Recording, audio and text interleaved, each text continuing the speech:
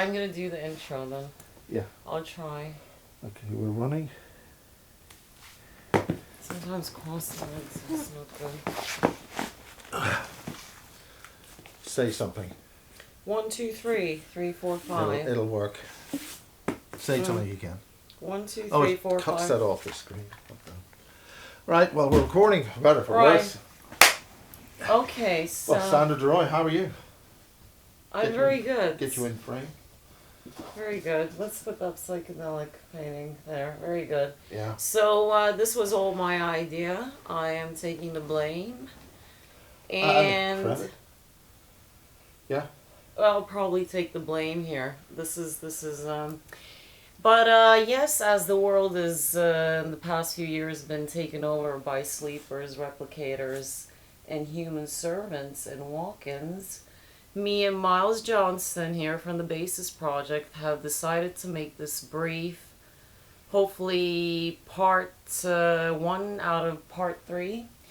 So it's going to be brief, and we have decided to get together and discuss some hard questions that I want to ask him to clear the air and potentially squash the beef.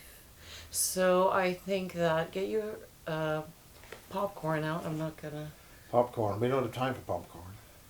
Yeah, we don't have time. Time's ticking. So enjoy, because I'm asking the questions, he's answering. This is the new sofa, and anyway, let's get on with it. Yeah. Hello, Sandra. Hello, Miles. Right. So it's been an interesting few years with everything going on globally. So how are you? You know. Well, I don't think we there's a Kim Guggen, right? When she was on Kerry Cassidy's show, and she's done a whole lot of shows, right? The one thing that absolutely nailed it for me as far as she was concerned is the name. It was, who is going to do all this? We've got the government screwing us, all the intelligence agencies are screwing us around, they're all compromised. So who is going to have to deal with this? And the answer to that is you. There are very few of us.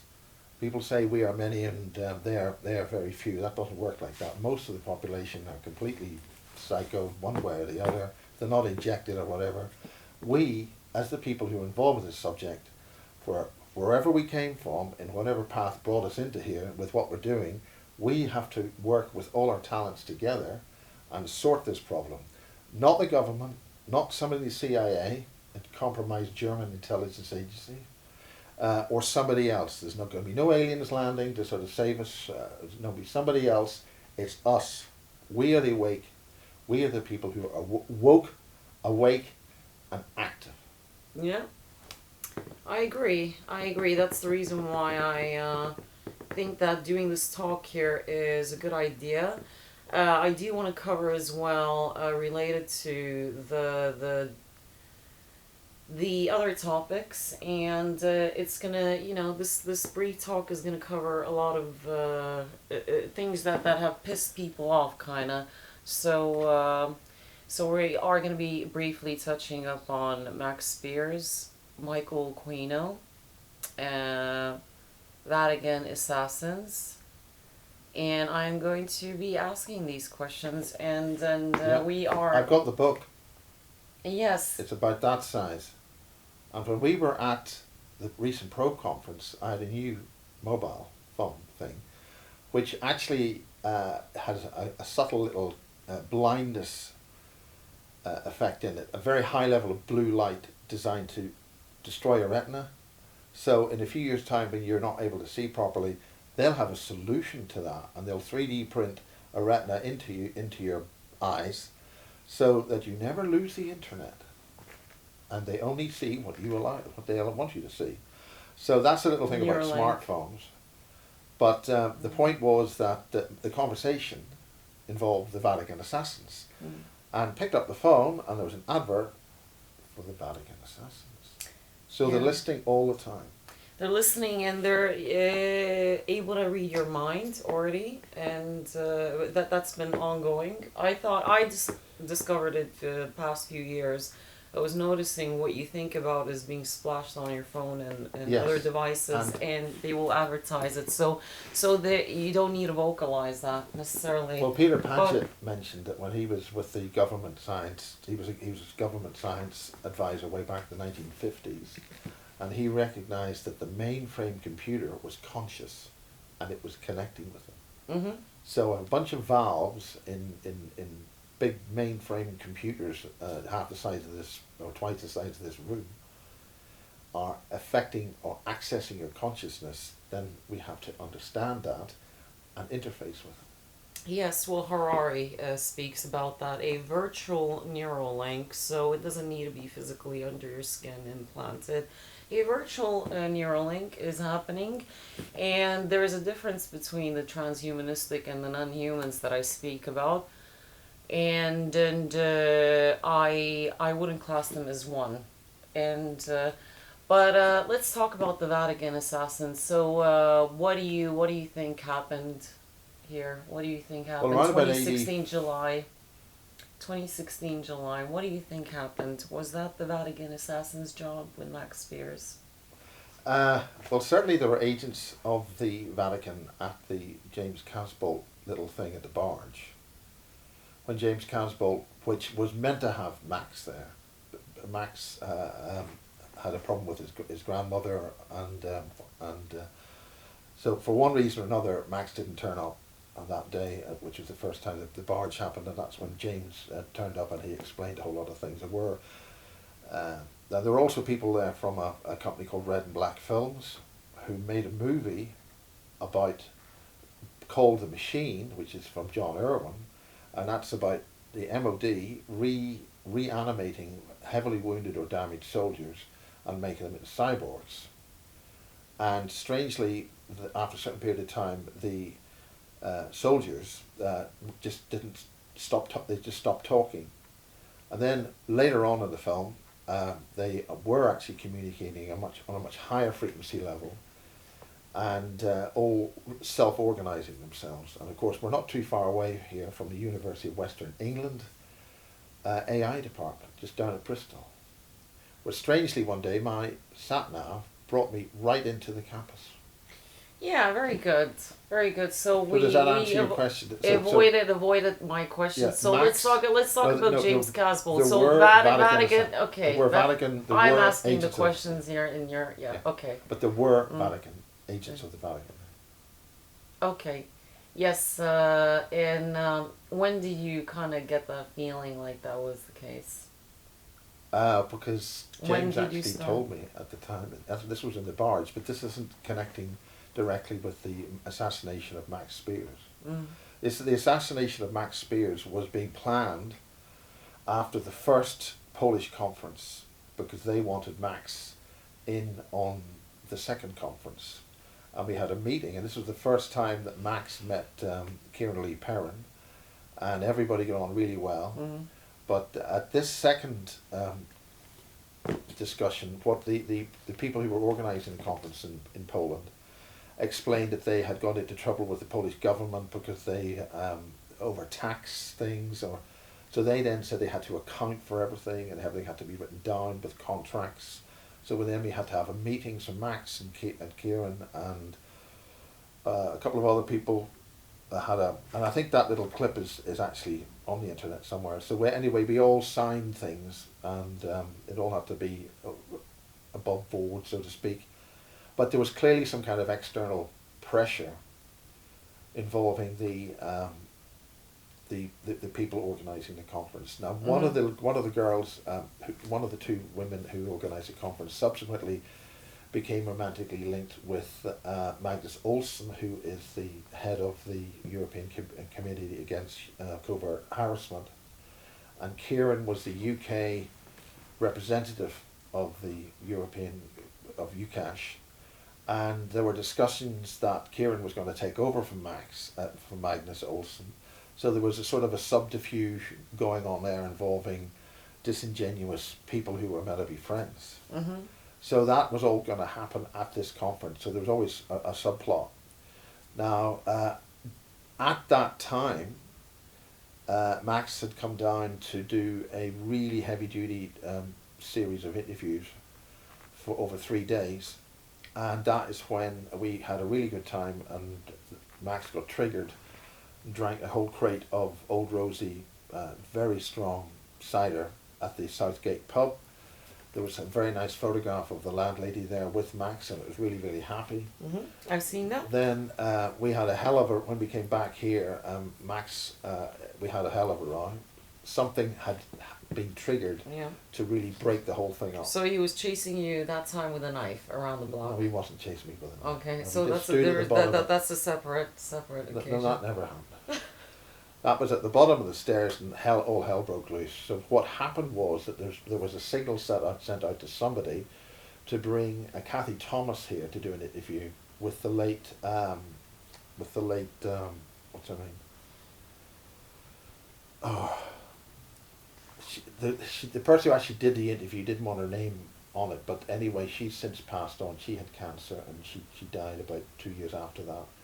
And she was very advanced. She had some very advanced ideas, and they did this interview with Kathy Thomas here, and that was we managed to sort of get sensible, and then I managed to do about a 45-minute interview with Max, literally before he was, catching the train and going back to Broadstairs or wherever.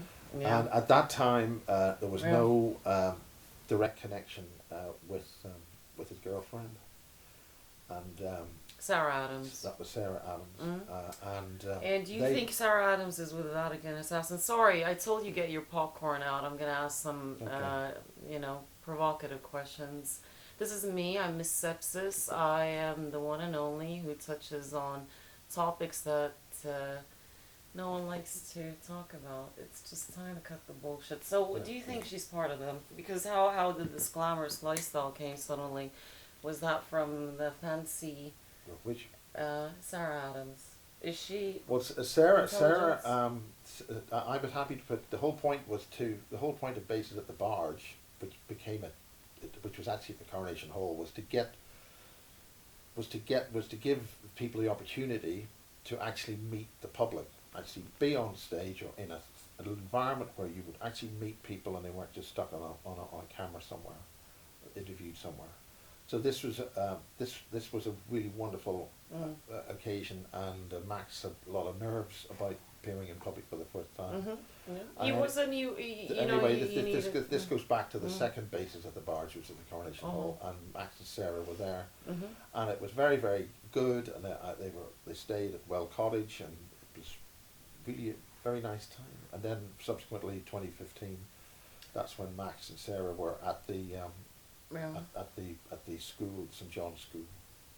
It's just, I'm asking these questions. I mean, everyone's asking that anyway, so we're having this open discussion. Yeah. I wanted to say that why people would change so 360-degree change. When you compare the girlfriends to the beginning footages, it's a completely different person. Well, She's very humble. She looks completely different. Dress code from even everything. And now it immediately, when someone dies, you kind of are I understand that everyone is in a state of shock, and some just brush it under the rug. But there's some kind of like grieving process, and you should be appearing sad from someone passing away.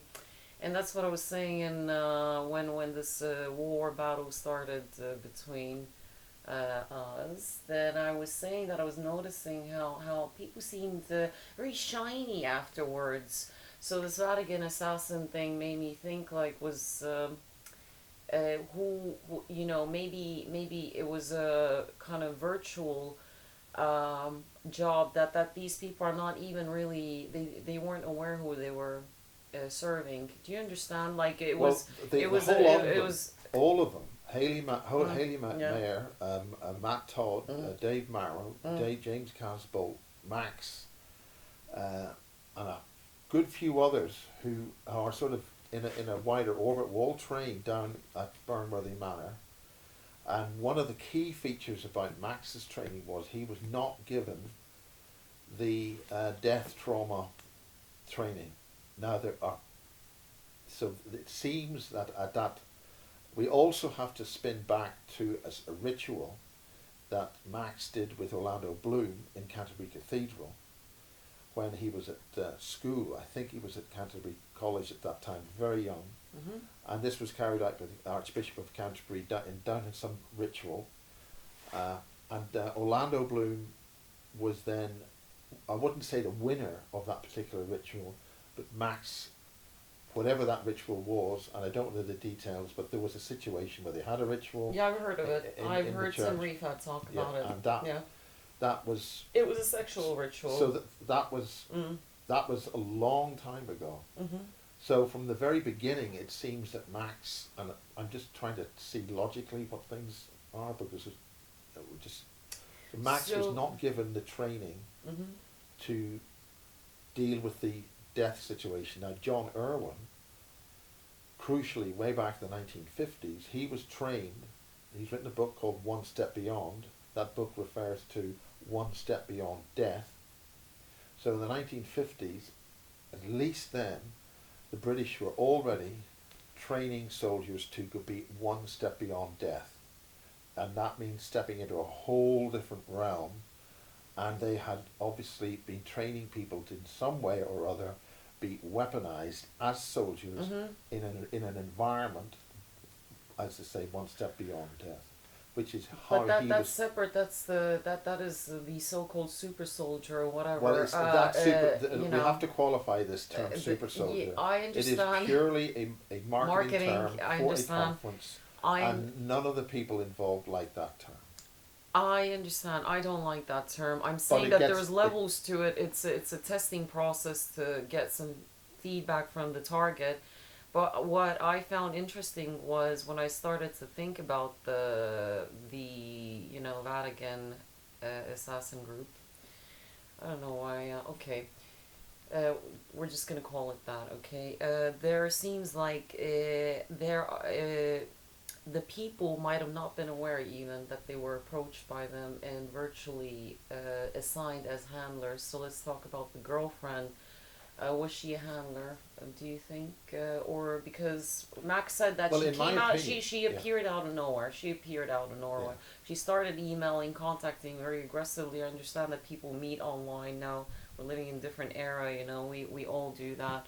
But it was strange how it came out of nowhere from a individual who seemingly seemed so naive in the beginning, not aware of any of these topics, and was kind of like fed a script to repeat. So that's one of the things you and me will not, I don't know. Well, do you want to comment on that? Basically, all these people have been selected. Just to sort of push this back into our perspective. We now know that there are fake children schools outings in schools. So children are taken from school on the guise of going on an outing on a summer's day or something to see the seaside or some kind of a trip somewhere, and they do actually see that trip. They actually go to that location, but what happens to them is that they're being taken into bases. A whole lot of things happen to them, and then they're put back on the bus, and then they're taken to the destination concerned, so they have a genuine memory of going to wherever the hell that school trip was meant to be. I think they do that in cadets in UK. So oftentimes people from... The context of this is that you're dealing with tens of thousands of children are being simply somehow selected to go into these programs. Yeah. And then maybe 300 children will be involved, and only one or two will come out of this alive. Yeah. James told you about this. A number of people have said this, and recently the child hunts down at Rudloe Manor, where the children are released, and they're terrified, and they always shoot one male boy as opposed to a non-male boy. They always shoot or kill one of the male children, and then that is demonstrated to them with the dead boy. And so that James and Max were part of this. They were all involved with that, and Angela Power Disney referred to that. Is it Other the Dolly people have Stock? Tavistock? No, this is down at Brian. Corsham Box, the various bases around here. And I'd love to, in a following part, maybe discuss how to remove these programs. It's important. I think that that doesn't happen only with these kids. It happens in this country's the fifth generation. It's way ahead compared to the ex-Soviet Union nations where that was kind of happening. I've noticed that it did happen with a certain age group, but not as aggressively as in U.S. and U.K. And Scandinavian countries are way ahead. And I think that in the way they hire the people for the Vatican assassins is that they would hire random citizens. They will plant them as a neighbor to you. And I am convinced that that's what happened with Rauni Lena Lukanen. And I don't want to upset you. I know she was your dear friend, and Well, she was complaining honestly about the next door neighbours. she was saying that I feel like my enemy is one of my neighbors. She said that on record, so that's why. And that was highlighted to me by someone. I went back to listen to it. So that is what I'm saying. That are these neighbors aware who they're representing because a payout is happening and a reward happens. Aware of Yeah. it, but that's the sort of that's a phenomenon of sort of like of gang stalking. You go and go to a completely different place and yet totally different people turn up doing things. Yeah, but gang stalking is more like a social profiling program where they want to get the target to a climax and social profile the reaction. That's for different purposes. But Raoni was a politician. She was the health minister. Yeah. Talking about anti-everything. So she was way ahead of the time. She was talking all this mind control stuff way back in the 90s. Yeah, she's one of my heroes, definitely. I really that there's no question about that. People want to question about Max that he was a junkie and he had drinking drug problems. Yeah, so that's why it's all very questionable. But the thing is that where's Monica Duval? So that and funny enough, I got Monica Duval was the German publicist who was going to publish a lot of the basis stuff. But that was she a publisher for Stuart Swerdlow? Stuart Swerdlow was certainly involved with. That's why that they were whole friends. Conference.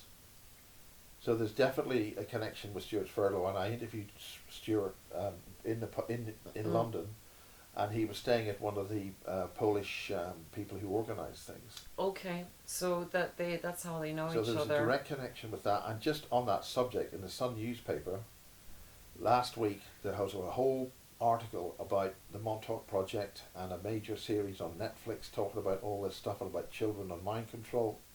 So this is now in the gutter press, normal mainstream media. What we're talking about is that so that's happening now.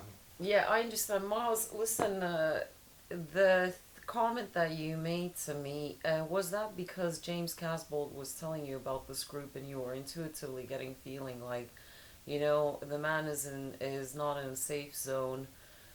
When you said, when I was meant to kind of go visit and he was working on his book, and you said you are not going, they're trying to get rid of him. So just be honest, say, was that intuitive? I can't remember when I said that.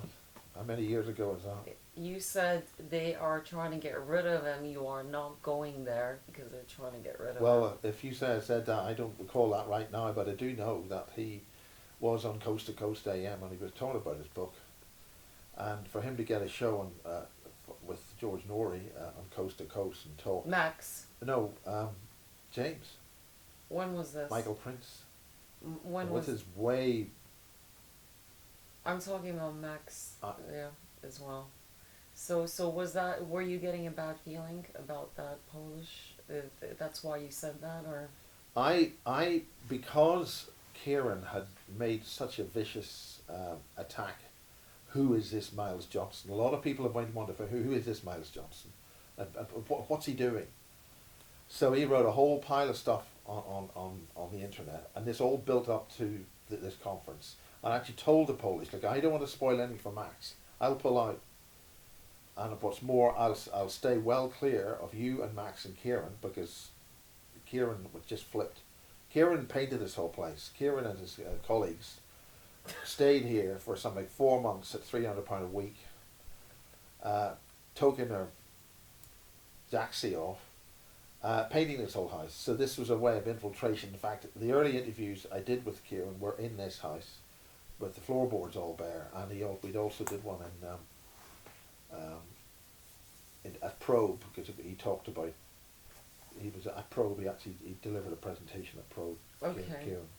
So at what point were you getting a feeling like Max is not at a safe zone? Because I saw, you made a few comments, and can you clarify that? When he didn't, there was this horrendous atmosphere which I just basically attended just to sort of fulfill the contract of being on stage and talking. But Max was in his finest element on that, because he had actually broken from Sarah and was on his own and was doing his own thing. That was the first time that Max was actually in public, in his own shadow, in his own way, doing thing, and he was absolutely. So he was meant to, we were all meant to fly back, different planes, but he didn't fly back. He stayed with Monica. And Monica was keen to get a publishing deal with me, but the point about my basis interviews is they're too long. You can't just publish all that stuff. It needs edited. It needs all whatever, in terms of if you're going to write a book or something about that sort of stuff. It's not something you could publish raw. So that wasn't going to happen. But that was just a way of getting me over there. And I talked to Monica and quite a lot, and we were friends. And she's gone now.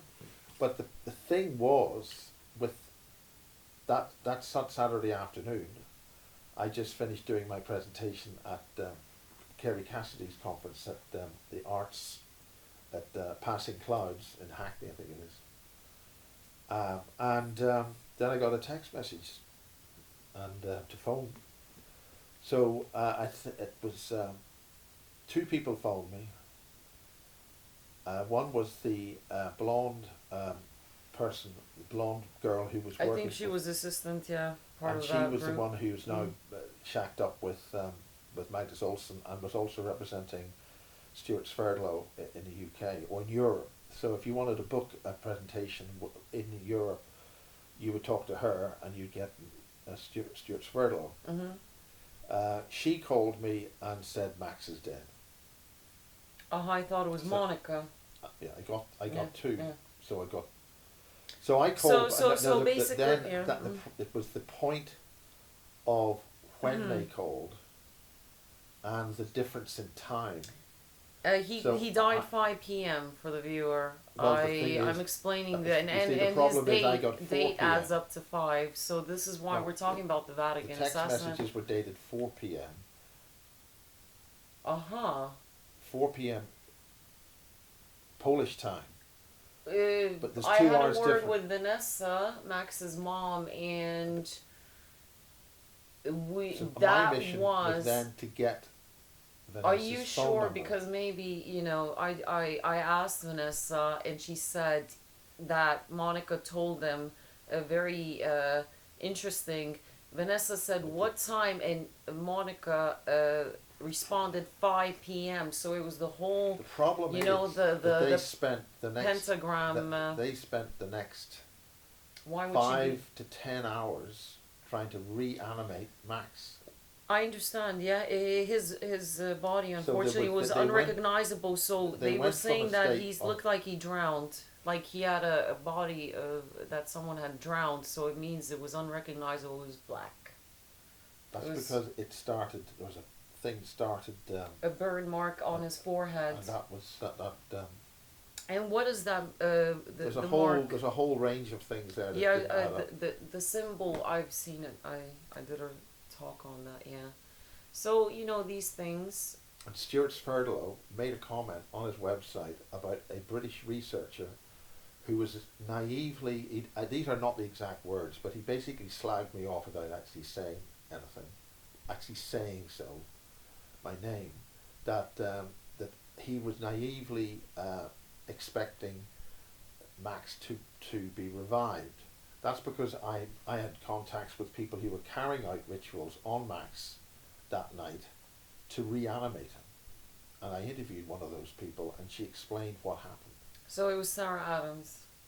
Who was I explaining wa- how I to then retrieve the I soul. then the only person I then phoned Sarah to say Max was dead, and she just completely just collapsed into tears. Yeah. Yeah, no, I have heard that. She was very upset, Yeah. so, but, But Sarah good. had already started getting very hostile against me because I didn't automatically put them both back on stage as if they had a right to be on the conference stage. I was running a conference. I didn't want to have the same people on every Yeah. single time, and sometimes you know you have a God-given right. So they were on the 2015 conference, and Sarah was on stage, and Max was there, and that was fine. And the 2016 conference was coming along, but Max didn't make it.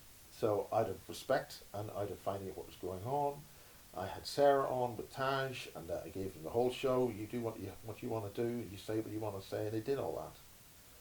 But the scale of hostility during the interview with Kerry Cassidy, the day after Max's death, Kerry Cassidy did a show, and I was on the show, and I gatewayed Sarah. I gatewayed Sarah on my computer onto Kerry's show, and she just spewed out all this venomous blood and guts hate against me because I didn't, for whatever reason, and only Sarah knows that. You put somebody on stage, you give them all the publicity, and then they hate your fucking guts for it. So whatever was involved there was triggering. And the one thing you learn... But a lot of people were triggered. I mean, Yeah, you exploded at me after Kerry Cassidy's talk. You had a right go at me at the Skype, and I was like, where's this coming from? So you did the same thing. Well, I'm part of the whole bloody deal. What the hell am I doing all these fucking interviews for? You know, I just get a whole of abuse and hate and troll shit. Yeah. You know, I don't know what the hell do I do. What am I doing this for? No, I focus I'm on getting whatever people are saying. Yeah. Just get it down on tape or get the thing recorded. Well, the thing is that my That is Skype, the my resor- entire the Skype was basis wiped is out. a researcher's resource, so people can go in there and look at the whole damn thing. And for that reason, the blood and guts has to be in there as well. It's part of the whole process. People's personalities changing. Yeah. Changing on a knife edge, you know, on a pinhead. No, it's people like Kieran being really happy, slappy, closey, matey on the phone and everything else for 2 or 3 years, and then just switching because, you know, we have useful idiots, we have people who are put into sleepers or whatever. The idea is to keep all the data there and all the uncomfortable moments, and so it's going to be there. I mean, what you know. Yeah. And that's what the point is. So. Yeah, that is it. So everyone was very angry about the Michael Aquino interview that you did. So who got you that, Miles?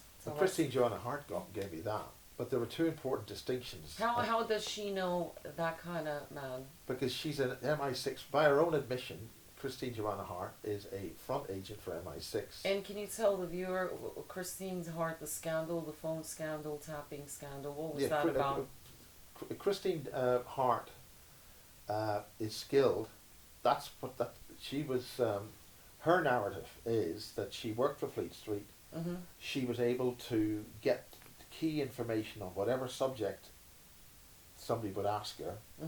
So she was on like a 4 or 5 figure sum in Fleet Street, and she was working for the Sunday Times, and she did big features on So Bloody how Sun. So she how did she get to know Michael Aquino, psychological because warfare, military? she was continually talking about the Astral, working in the Astral, and Michael Aquino and Max and all this, and Sarah, and she was continually talking about working in that environment and engaging with Michael Aquino in that environment of what some people call the Astral, right? She talked about this all the time. So I gateway. Yeah, and then she cancelled. She cancelled that interview, and then she offered it to you. She. Or was that? I don't know whether she. I don't know whether she basically gave me the phone number. And then she said, "Don't tell anybody that I gave her the phone number." But that's all the news, right? Okay, no, that's fine. I mean, the point about it is that, and this is the important thing, because when when I blew the whistle that Max had been murdered, there's no way he just died. Max had been murdered. Mhm. That absolutely pissed so many people off that I then was on a hate and a kill list. Yeah. Yeah. And it was the Temple of Set in California Yeah. who had arranged that they were going to kill me. There's two people who mentioned this. The late Oliver Marshall, who was murdered by remote. The filmmaker. The filmmaker. Yeah, who had a brain tumor. He had three Yeah. brain tumors, and he told me that I've spoken to him. Yeah. they were going to kill. It's very strange how he got 3 brain tumors. Well, he got rid of one. He got rid of the second, it's very and strange. he was on the basis Christmas Skype, and he was in California or wherever he was. His work is very impressive. He's produced a couple of films. And he You looked should- back home in a pub at Christmas time, and he almost broke down in tears. Yeah. And about a month or two later, he was dead. How old was he? I don't know, but Early 30s. yeah, he was an absolutely brilliant director. Yeah, he got absolutely. a green card just like that. He did a really good movie. He really worked hard on that movie. Yeah, it's low budget but Street very Eyes. high quality. Yeah. And he worked like hell on it, and he Mm. gave me a hard drive with a lot of the stuff for me to edit on it, but I never got around to doing it Yeah. to help him. Very in sad. the end. That's sad. And he was murdered. Now, No Simon one Parks. no one talks Simon about him. Simon Parks Yeah. also highlighted this thing about the Temple of Set. Yeah. But 5 people who were going to do me in, because it really pissed people off that I mentioned this, that he was intentionally bumped off Max. Right? The BBC even had me on Radio 4, and when I talked all about this crap about working past death and stuff on the PM programme, that was recorded at 4:30 on BBC Wiltshire here, and they kept all that in. They kept all that stuff about fighting and past death and preparing for a new kind of energy war and using different types of technologies. That was all kept in. And then the Sunday the Telegraph published the date of Max's death, but it was actually the birthday of Michael Aquino. So I think that's correct. But it was referring to Michael Aquino's birthday, very interesting. deliberately getting facts wrong, but by doing so they were blowing whistles into other and that's how you do things of this sort of thing. Do you think that Michael Aquino was behind anything? No. Because Max, I don't know why he was saying that. He had a fascination with Aquino's work, so he said that. People argue about. In the last interview, even when I did 4 hours with Michael Aquino. They thought that it was Michael Aquino, something remotely tapping in. Okay, please. So I mean, the point is, there's this whole thing about Michael Aquino and kids in Hollywood and all that, and people say, well, he's this, that, terrible, blah, blah, blah. If you're going to have an interview with people and you just call somebody a murdering, satanic, ritual, horrible person, it's going to be a short interview. So what's the point? Yeah. So you respect his position. He's Of U.S. course. Air Force Special Operations, special Psychological warfare psychological specialist. warfare. It's microwave psychology to observe the enemy. So he's high ranking. He's also a friend, a very close friend, a very nice gentleman called John B. Alexander. And John B. Alexander was in Moscow with Rowney Kilda and his wife, and another guy called General Stubblebine. So they were in a Russian special UFO conference organised by one of the cosmonauts, and the only other civilian there was Rowney, and she was there with John B. Alexander, General Stubblebine, and John B. Alexander's partner. And I interviewed John B. Alexander at the UFO Congress, and he said a whole lot of things about things which were too hot to handle, and mentioned this big Rendlesham Forest event which happened earlier, and nobody's going to know about that. This whole Rendlesham Forest thing, 1980, that's crap. There's a whole landing which happened in 1977, and at the same time there's a huge landing on donation of stuff at Minley Manor in Farnborough, which is the big Area 51, which is in this part of the world, and this goes back to Hilary Porter's direct being on site in Marconi Defence Systems, where the ETs compromised Marconi Defence Systems in April 1974. So the Yeah. whole idea Okay. that the military are involved with this Yeah, not being. yeah. I'm a little bit tired of that Rendlesham Forest beef. Well, they It's keep it. I distracting mean, and wasting there's time. it's tiring. Now the thing is that I just think give we me. need to wrap up really. Yeah, we are gonna wrap up. So Michael Quino, Monica had any affiliation? She didn't know. I don't Michael think so, but the Quino? key thing here is Monica Duval is German, Yeah. so Yeah. she was a German asset. Uh And huh. this is the point about Monica Duval. She's a German asset, which is why Michael Shrimpton said She that Max was taken out using German assets.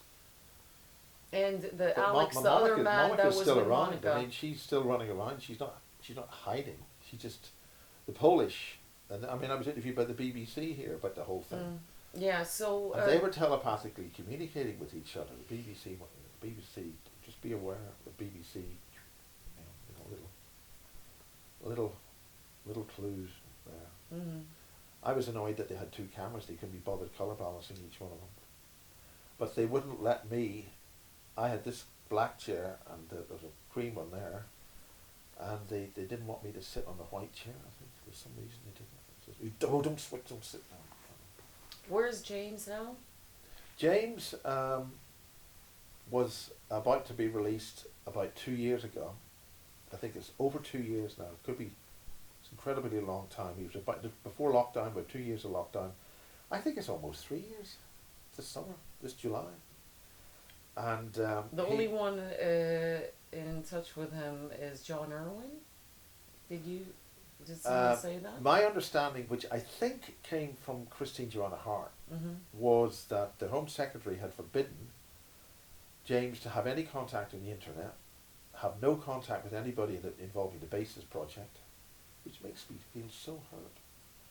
And James, the last word I had with James, which is like literally a week before he was to be released, was Gridkeeper and Sohal were all going to be down there and we're going to have a beer up here with James on his release.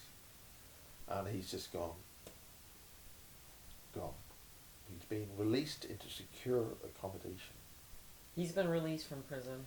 He's been released into a secure and not allowed to be seen, talk or do anything. He's expressly forbidden to be anywhere near St Ives because James was shafted at the airport when his child was taken from him, which was technically born in Dulcie, and that was the end of that situation. And I think if they wanted to tidy up a family situation, they could have done that in other ways. I doubt that the baby was born in Dulcie Base. It's officially listed on the birth certificate as being born in Dulcie. Dulcie Base. As in property of the US government. That's one of the things he said. Yeah, interesting. James is interesting. His partner, that's a genuine case because getting locked up for distributing nude pictures so easily. That was the Moo Cow Pack. I mean, what else? The Moo Cow Pack, I think it is. Mm-hmm. The Moo Cow Pack, which It means the Pet Valleys which is not to I may not be saying it completely correctly, but the Moo Cow Pack is a competition where basically people show photographs of their genitalia and aspects of their genitalia and other parts of the body in the most graphic and try to obscene the other person. So there's a whole pile of that stuff on the internet before James was finally locked up. From all the parties involved. So what do you think, as a closing, what do you think then? Conclusion, what do you think? Well, it's not a conclusion. What do you in think very happened simple in terms, Max? the NSA and the Americans and the British super soldier program was fundamentally flawed. Mm-hmm. The so-called recipe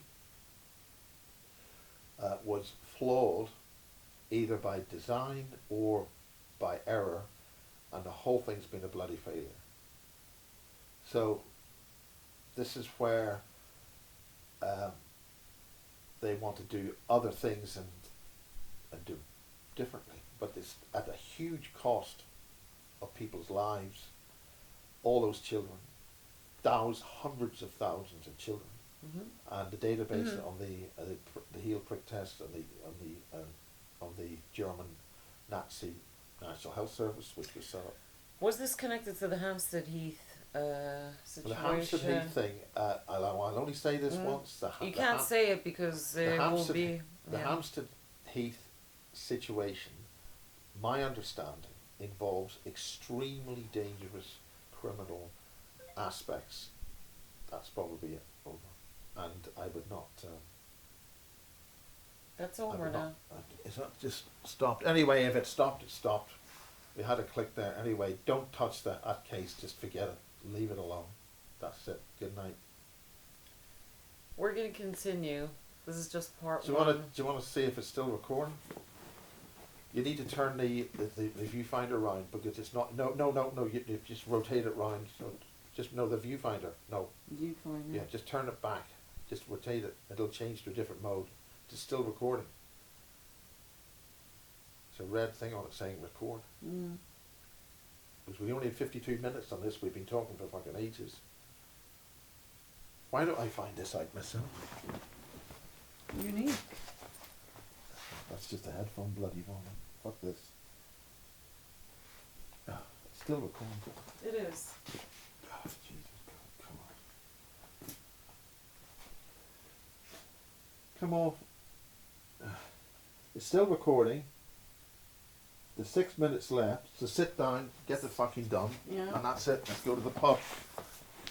It switches to a different mode. Oh. Now, okay, yeah. Do you want to sit down? You've moved the shot. Yeah, I don't think that it was connected to the Hampstead. No, it had no connection. It had no, because he's not even... Okay, we've sat down now. We can now say everything we're talking about has got no connection whatsoever to the Hampstead Heath case. It has no connection. And I'm not having I'm nothing to do with it. I don't want to know about it.